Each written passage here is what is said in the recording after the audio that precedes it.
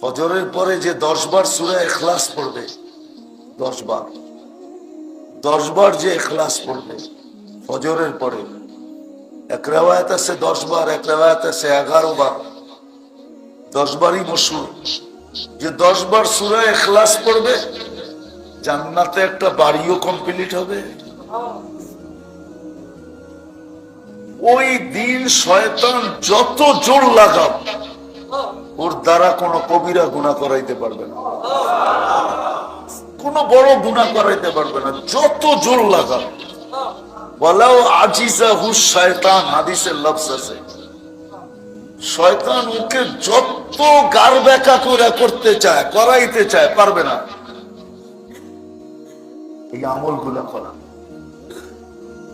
এর দ্বারা হবে কি, আল্লাহ আমাদের সাথে হবে, আল্লাহ পায় যাবে, আল্লাহ রসুল